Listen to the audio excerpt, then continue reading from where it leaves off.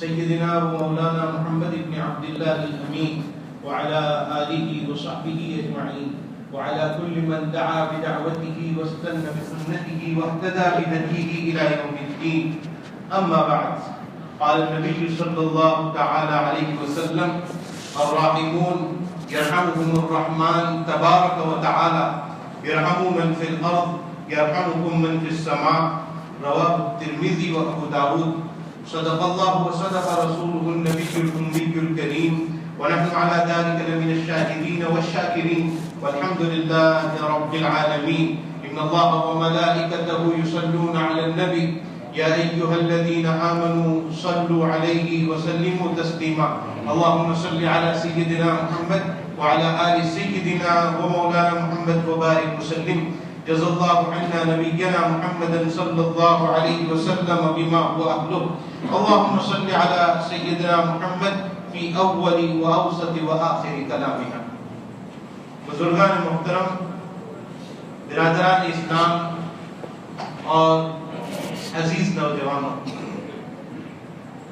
اب تعالی شانہ کا بے پایہ شکر و احسان ہوا کہ اللہ تعالیٰ نے جمعہ کی نشست میں ہمیں جمع ہونے کی توفیق عطا فرمائی. اللہ رحمان ہے، رحیم ہے. بے پناہ رحم و کرم اللہ تعالیٰ نے اپنے پاس رکھی ہیں. وہ ایسا رحیم اور ایسی رحمت والی ذات ہے کہ اس کی رحمت کا کوئی مقابلہ نہیں کر سکتا. یہی وجہ ہے کہ حدیث پاک میں سرکار دو عالم صلی اللہ علیہ وسلم نے بیان فرمایا کہ اللہ تعالیٰ نے دنیا میں رحمت اتاری ہے، جس کے نتیجے میں انسان دوسرے انسان سے محبت کرتا ہے. باپ بیٹے سے محبت کرتا ہے، بیٹا اپنے باپ سے محبت کرتا ہے، ماں بیٹیوں میں محبت ہوتی ہے، اولاد اور باپ باپ کے درمیان محبت ہوتی ہے، رشتہ داروں کو رشتہ داروں سے محبت ہوتی ہے. اور صرف یہی نہیں، جانوروں کو بھی محبت ہوتی ہے. جانوروں میں بھی مرغی اپنے چوزوں کو سنبھالتی ہے اور دوسرے جانور اپنے بچوں کو سنبھالتے ہیں. یہ محبت ہے جو اللہ تعالیٰ نے روئے زمین پر اتاری. وہ کتنا حصہ اللہ تعالیٰ نے اتارا ہے اس روئے زمین میں کہ جس کے نتیجے میں مخلوق ایک دوسرے سے محبت کرتی ہے. وہ کون سا حصہ ہے؟ وہ کتنی محبت اللہ نے اتاری ہے، وہ کتنا رحم اللہ تعالیٰ نے اتارا ہے. حضور اکرم صلی اللہ علیہ وسلم نے بیان فرمایا اللہ تعالیٰ نے رحمت کے 100 حصے بنائے. 100 حصے، ایک حصہ 2 3 4 اس طرح کر کے 100 حصوں میں رحمت کو اللہ تعالیٰ نے تقسیم کیا. اور ان 100 میں سے صرف ایک حصہ اس زمین پر اللہ تعالیٰ نے اتارا ہے، جس کے نتیجے میں ہم سب ایک دوسرے سے محبت کرتے ہیں اور لوگوں میں آپس میں محبت ہے، رشتہ داروں میں آپس میں محبت ہے، جانوروں میں محبت ہے. وہ ایک رحمت اللہ نے اتاری ہے، ایسے 99 حصے اللہ نے رحمت کے اپنے پاس رکھے ہیں. تو اللہ کے پاس کتنی زیادہ رحم ہے، کتنا کرم ہے، کتنا اللہ تعالیٰ رحم کا معاملہ اپنے بندوں کے ساتھ کرتے ہیں. یہی وجہ ہے کہ ذرا سا کوئی عمل اللہ تعالیٰ کے یہاں لے کر آئے، اللہ اس کا اتنا بڑا اجر عطا فرماتے ہیں کہ کوئی دوست سوچ نہیں سکتا ہے، تصور نہیں کر سکتا. مسلم شریف کی حدیث ہے، سرکار دو عالم صلی اللہ علیہ وسلم نے بیان فرمایا الحمدللہ تملأ المیزان. کوئی آدمی ایک مرتبہ الحمدللہ بولتا ہے، اللہ رب العزت اس پر اتنا اجر و ثواب عطا فرماتے ہیں کہ کل قیامت میں نیکیوں کا پرڑا الحمدللہ کے ثواب سے بھر جائے گا.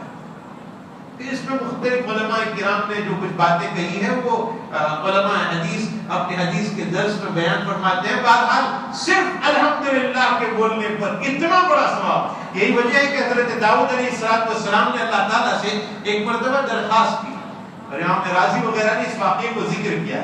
حضرت داؤد علیہ السلام نبیوں میں سے ایک نبی ہیں، اور وہ اللہ تعالیٰ سے درخواست کر رہے ہیں کہ اللہ قیامت میں آپ ایک ترازو قائم کرنے والے ہیں جس پہ نیکیاں تولی جائیں گی، اور نیکیوں کا وزن بڑھ جائے گا، آدمی کامیاب ہو جائے گا، اور اگر برائیوں کا پلڑا وزنی ہو گیا آدمی ناکام ہو جائے گا.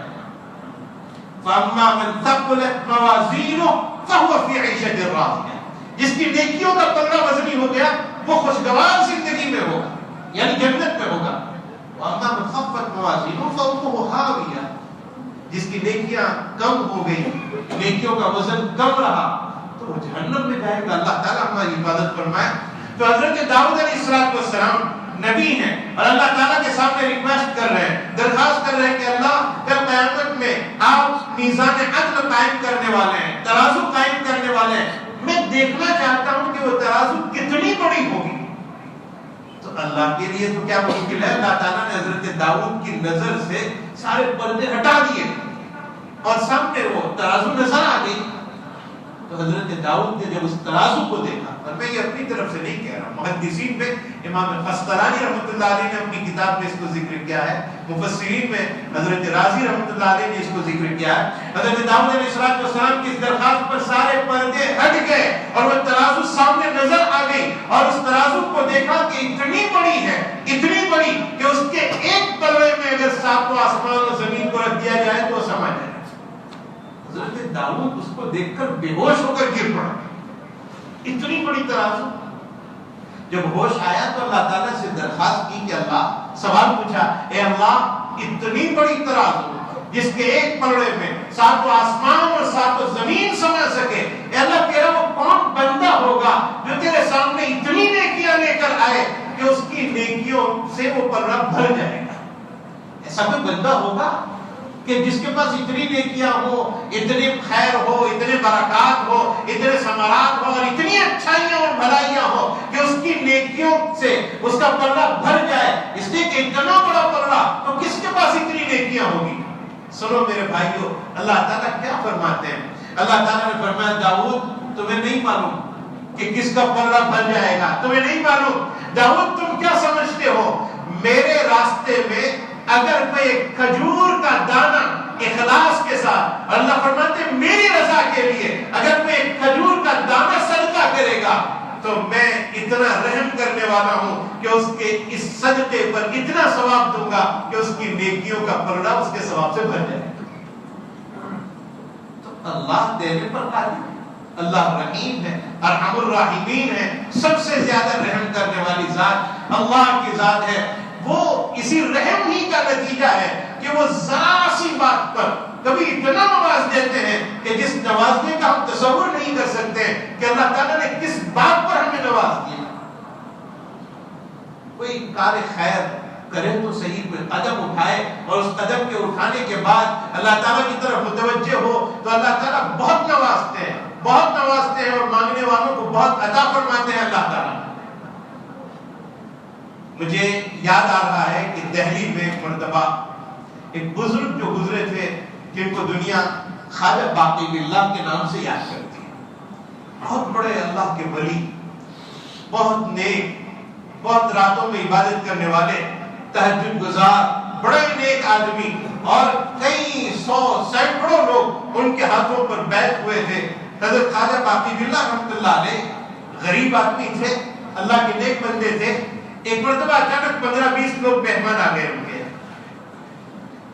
اور خواجہ باقی باللہ نے دیکھا کہ مہمان اتنے زیادہ آ چکے ہیں، کھانے کا وقت ہو رہا ہے اور کھانے کے لیے کچھ بھی گھر میں موجود نہیں، تو کیا کیا جائے؟ تو آدمی جب پریشان ہوتا ہے تو کبھی اپنی جگہ سے کھڑے ہو جاتا ہے، کبھی بیٹھتا ہے، کبھی باہر نکلتا ہے، کبھی اندر آتا ہے۔ خواجہ باقی باللہ رحمۃ اللہ علیہ کی یہ کیفیت ہو گئی کہ کبھی گھر کے باہر نکل پڑتے، کبھی گھر کے اندر آ جاتے، اور پریشانی کے عالم میں وہ ادھر ادھر ہو رہے ہیں۔ سامنے ایک لاری لے کر ایک آدمی کھڑا رہتا تھا خواجہ باقی باللہ کے گھر کے کچھ سامنے کے حصے میں۔ اس نے دیکھا کہ خواجہ صاحب کچھ پریشان ہو رہے ہیں تو وہ فوراً آ گیا اور آ کر حضرت خواجہ صاحب سے کہنے لگا کہ خواجہ صاحب لگتا ہے آپ پریشان نظر آ رہے ہو، کیا بات ہے؟ آپ مجھے کہیے، میں آپ کی خدمت کروں گا۔ کہا خدمت کیا کرو گے؟ میرے یہاں 15-20 مہمان آ گئے ہیں اور کھانے کا وقت ہو رہا ہے، میرے پاس کھانا کچھ نہیں، کھلانے کے لیے کوئی چیز نہیں۔ تو وہ لاری والا کچھ روٹیاں بیچتا تھا، کچھ سالن بنا کر بیچتا تھا۔ کہا حضرت میری لاری میں جتنا کھانا رکھا ہے وہ میں لے آتا ہوں، آپ اپنے مہمانوں کو کھلا دیجیے۔ وہ دوڑتے ہوئے گیا، اپنا وہ سارا اثاثہ، سارا وہ سامان، ساری وہ بیچنے کی چیزیں، ساری روٹیاں، وہ سارا سالن جتنا تھا وہ سب لے کر آ گیا۔ دسترخوان بچھ گیا اور سارے مہمان بیٹھ گئے اور کھانا ہو رہا ہے، روٹی کھائی جا رہی ہے، سالن کھایا جا رہا ہے، اور سب کھانا پیٹ بھر کر سب کھانا کھا کے فارغ ہو گئے۔ وقت ہو چکا اور سارے لوگ چلے گئے حضرت خواجہ صاحب کی ملاقات کرنے کے بعد اللہ والوں پر بعض اوقات بہت خاص اوقات آتے ہیں، خاص لمحات آتے ہیں، خاص گھڑیاں آتی ہیں جن گھڑیوں میں وہ اللہ سے جو مانگتے ہیں اللہ تعالیٰ عطا فرماتے ہیں۔ خواجہ صاحب نے خوش ہو کر اس آدمی کو اپنے پاس بلایا، وہ جو کھانا لے کر آیا تھا اس کو اپنے پاس بلایا اور بلا کر کہا مانگو کیا مانگتے ہو مل جائے گا۔ آج تو سوال کر، میں اللہ تعالیٰ کے سامنے دعا کروں گا، اللہ میری دعا کو رد نہیں فرمائیں گے انشاءاللہ، اور تجھے مل جائے گا، تو مانگ کیا مانگتا ہے؟ وہ بھی بڑا پکا آدمی تھا، کہنے لگا حضرت میں جو مانگوں گا آپ دے دو گے؟ کہا بالکل دے دیں گے۔ تو مانگ کیا مانگتا ہے؟ کہا پکی بات۔ کہا بالکل پکی، ہماری زبان میں انگریزی میں پرومس، پکی بات کہ جو مانگو گے وہ مل جائے گا۔ تو بار بار پوچھ رہا ہے کہ حضرت آپ کا وعدہ پکا اور سچا کہ میں جو مانگوں گا وہ آپ دے دو گے؟ کہا بالکل پکی بات، جو مانگو گے وہ دے دیا جائے گا۔ تو اس نے ایک سوال کیا اور وہ بہت بڑا سوال، کہا حضرت ایک ہی چیز مانگتا ہوں آپ سے۔ کہا کیا مانگتے ہو؟ کہا مجھے آپ جیسا بنا دیجیے، جیسے آپ ہیں ویسا میں بننا چاہتا ہوں۔ تو خواجہ صاحب نے نظر نیچی کر لی اور کہا بھائی کچھ اور مانگ لو، کچھ اور مانگ لو، یہ مت مانگو۔ کہا حضرت آپ نے وعدہ کیا ہے جو مانگو گے وہ مل جائے گا، آپ کا وعدہ سچا ہونا چاہیے، آپ کی زبان سچی ہونی چاہیے، آپ نے وعدہ کیا ہے جو مانگو گے مل جائے گا، میں نے یہ مانگا ہے کہ آپ جیسا مجھے بننا ہے۔ بہت اصرار ہوا، بڑی باتیں ہوئی، کہا جاؤ پھر غسل کر کے آؤ۔ تو وہ آدمی غسل کرنے کے لیے گیا اور غسل کر کے آیا تو خواجہ صاحب کھڑے ہوئے، خواجہ باقی باللہ رحمۃ اللہ علیہ، اور اس کو اپنے پاس بلایا اور اپنے سینے سے چمٹا لیا اور دیر تک چمٹائے رہے۔ اس کو ہمارے علماء اور صوفیاء کی زبان میں نسبت اتحادی کہتے ہیں، اور نسبت اتحادی کا مطلب یہ ہوتا ہے کہ کبھی بزرگ کسی آدمی کو اپنے قریب بلا کر اپنے سینے سے اس کو چمٹا لے تو اس بزرگ کے سینے میں جو اللہ نے نور عطا فرمایا ہے وہ آہستہ آہستہ سامنے والے کے سینے میں منتقل ہوتا ہے اور وہ اللہ کا نیک بندہ بن جاتا ہے۔ تو خواجہ باقی باللہ نے اپنے سینے سے چمٹا لیا اور بہت زور سے دبایا۔ تھوڑی دیر کے بعد جب ان کو الگ کیا تو خواجہ باقی باللہ اور وہ روٹی بیچنے والا دونوں کی شکل بالکل یکساں ہو چکی تھی، دونوں بالکل برابر سرابر ہو چکے۔ تو کہا حضرت آپ نے جو کہا تھا وہ ہو گیا، لیکن اتنی بڑی نسبت کو آدمی برداشت نہیں کر پایا، 3 دن کے بعد اس کا انتقال ہو گیا۔ میں یہ عرض کرنا چاہتا ہوں کہ کام تو اس نے بیچارے نے یہ کیا تھا کہ ایک مرتبہ کا کھانا ان کے مہمانوں کو کھلایا تھا، اور مہمانوں کو کھلا کر جیسے ہی وہ فارغ ہوا اور پھر حضرت کے کہنے پر جو کچھ کہنا تھا وہ ہو گیا اور جو کچھ مانگنا تھا وہ مانگ لیا، دے دیا۔ اگر ایک مرتبہ کے کھانا کھلانے پر اتنی بڑی بزرگی کا مقام حاصل ہو سکتا ہے تو میرے بھائیوں اگر ہم کار خیر کریں گے، کسی کی ہم مدد کریں گے، تعاون کریں گے، حضور صلی اللہ علیہ وسلم نے بیان فرمایا ہے کہ واللہ فی عون العبد ما کان العبد فی عون اخیہ۔ اگر ہم کسی اللہ والے کی اور رسول اللہ صلی اللہ علیہ وسلم سے محبت رکھنے والوں کی دوستوں کی مہمان نوازی پر اتنا بڑا انعام مل سکتا ہے تو آج اس متاثر دور میں، اس ایسے دور میں جس میں سارے لوگ متاثر ہوئے ہیں، سارے کارخانے متاثر ہوئے ہیں، ساری ملازمتیں متاثر ہوئی ہیں، ہمارے مدارس متاثر ہو گئے جہاں مہمانان رسول علم حاصل کرتے ہیں، جہاں رسول اللہ کے مہمان کام کرتے ہیں، جہاں پورا دن یہ کہا جاتا ہے کہ حضور اکرم صلی اللہ علیہ وسلم نے یہ بیان فرمایا، جہاں پورا دن یہ کہا جاتا ہے کہ اللہ تعالیٰ قرآن کریم میں بیان فرماتے ہیں۔ ہمارے مولانا ابرار صاحب رحمۃ اللہ علیہ فرمایا کرتے تھے کشمیر میں جب برف پڑتا ہے تو یہاں تک اس کی ٹھنڈک پہنچتی ہے، آپ کے علاقے میں اگر مدرسہ ہے جہاں قرآن پڑھا جاتا ہے تو یقین جانیے کہ اگر کشمیر سے برف کی ٹھنڈک یہاں تک پہنچتی ہے تو ہمارے ایریے میں جو قرآن پڑھا جاتا ہے اس کی ٹھنڈک بھی ہمارے دلوں میں یقیناً پہنچے گی، اور کتنے فتنے ہیں جو دب جائیں گے۔ تو مدارس متاثر ہوئے ہیں، جگہ جگہ آپ کے سامنے یہ اعلانات ہو رہے ہیں کہ میں مدرسے کا تعاون کیا جائے۔ میں بھی آپ کے سامنے آج اپنے مدرسے کے تعاون کے لیے حاضر ہوا۔